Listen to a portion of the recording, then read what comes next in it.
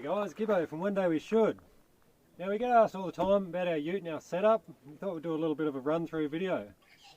We're on the east coast of Tassie at the moment. It's a beautiful day. It is a bit of a four-wheel drive truck to get down in here, so the ute is not really that clean, but bear with us and we'll show you around. I'm just going to start at the front and work our way.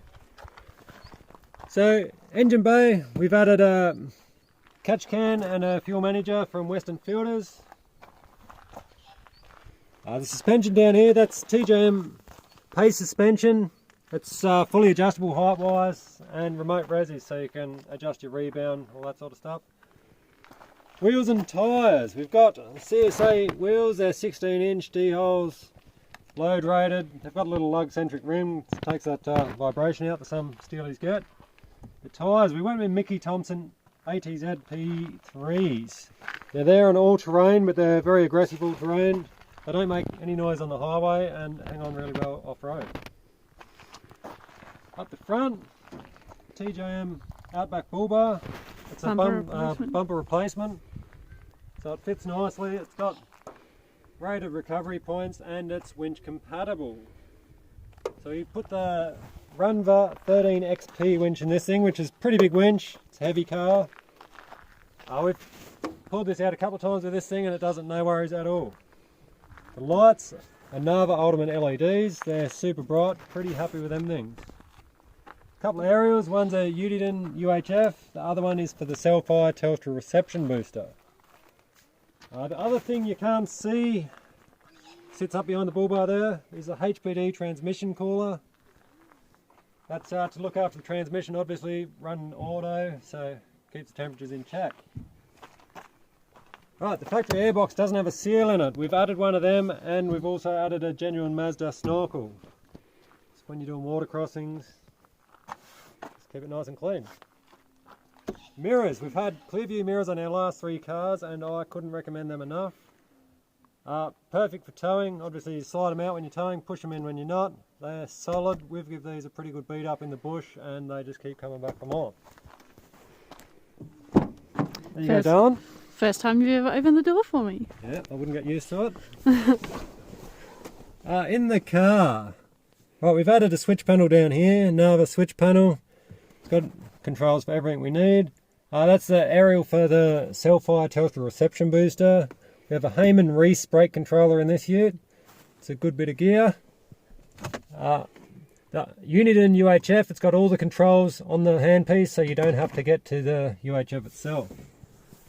Up on the dash we've got a ultra gauge that shows anything the ECU can see. We use it mainly to keep an eye on the trans temp, engine temp, oil pressures. You can set alarms and everything on there as well. Pretty handy. Up on top we've got roller racks and a Titan tray. Now the Titan tray is a lightweight tray. It's got accessories, you can put anything on them basically. We're just running the sand tracks. We throw the kids' bikes up there when we're travelling, and I think there's a couple of rods on the other side at the moment. Whew. Right, lucky I'm a ninja. On the back. Right, the tray, I custom built the tray to suit the car. It's as short as we could sort of get it with the dual axles, and it's made more for carrying lots of weight than anything else. So the canopies, we got these done, Mob up on the Sunshine Coast built them. They were project canopies. It was $3,900 for the pair of them. And we've done the complete fit out ourselves. So this front canopy is permanently mounted. You can see in here we've got just a fairly small battery at the moment. That's a lead crystal battery, so you can work it pretty hard. We've got a Red Arc 50 amp BC to DC charger, so that'll charge off the alternator on the car or solar. Keeps the battery nicely charged. We've got a few other electrics down there. You can see here my big drawer. Pretty happy with this. I custom built it, designed it, made it. Pretty good. It's one drawer goes out this side and that side. So when you push out the other side, you can obviously get to the electrics and that under it. Pull out this side, you can get into it. So we put most of our heavy gear in this because it's sort of nicely placed on the ute, carry heavy gear. Right, up on top we've got a projector 2000 watt inverter. We've got a couple of compressors in there, the fire extinguisher, that sort of stuff. I haven't quite finished in here. I need to add an air tank for our onboard air, but at the moment we can run the compressors to pump up all the tyres, all that sort of stuff. Reed switch. Yes, now this is a bad example because the light is not actually on at the moment, but there's a switch on the other side that turns the lights off or on of a day, obviously, and then if you leave that on, when you open the door, the reed switch will turn the lights on. When you shut it, it will turn the lights off. Just makes it easier, and also you can't forget to turn them off because they'll turn themselves off. You'll see up here we've got actuators for central locking. Now I've just modified the normal whale tail locks and added them to it. That's wired in with a central locking on the car. So it's off your normal key, you unlock the cab, this all unlocks, you lock the cab, this all locks. Pretty easy. A couple of things I've added, there's lights everywhere. Now these are Nava floodlights, they're on every corner of the canopy. Heaps of lights there, we can turn them on from in the car, or I'll show you later, there's a switch panel on the other side, we can turn them on there too. Now the second canopy, the big canopy. Now this is a jack-off canopy, which means we've got legs. We don't have them in at the moment. If we know we're not going to use them, we don't worry about carrying them.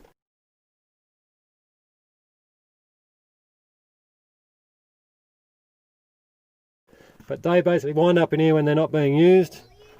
And when you do want to use them, you plug them in here, unbolt the 4 bolts and jack the whole canopy off. That takes the roof topper off with it and gives you the whole tray to use as a ute for anything else.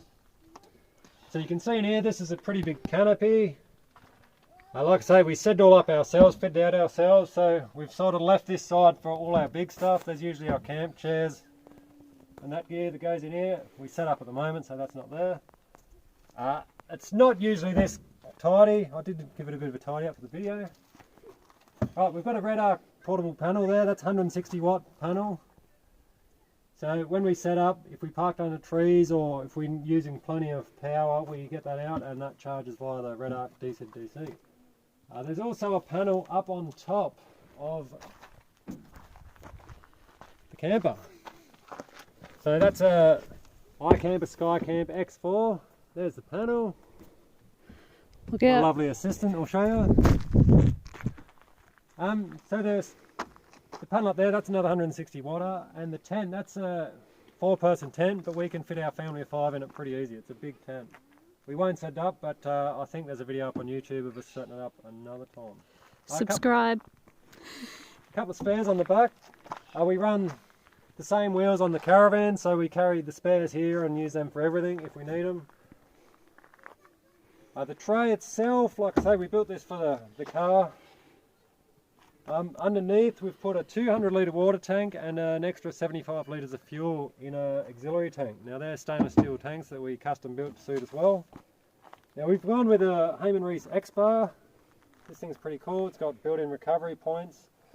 It's got the best departure angle of basically any bar you'll get for BT50 as it's mounted at the same height as the chassis. It will only work with a flat tray. I don't think you get it to work with a tub. Right, the guards, you'll see another little thing, mud flap, we're missing some flip-flops off it. We did rip that mud flap off the other day and we've just added this temporarily until we can replace it properly. You can see here I've added a hinge to this section. We've had twice now where we've dropped this section onto something solid and it's bent up and folded. When I say we, Kirby has done this on a couple of occasions. Anyway, I did do this the other day. That snapped off. I've got a little screw there that basically is the only thing that holds that section and it folds up out of the way. And it's a simple matter of putting it down and putting another screw in and off you go again. No need for panel beating or painting. Right, this side. This is the side we sort of live out of. Like I say, there's the light switch for this canopy.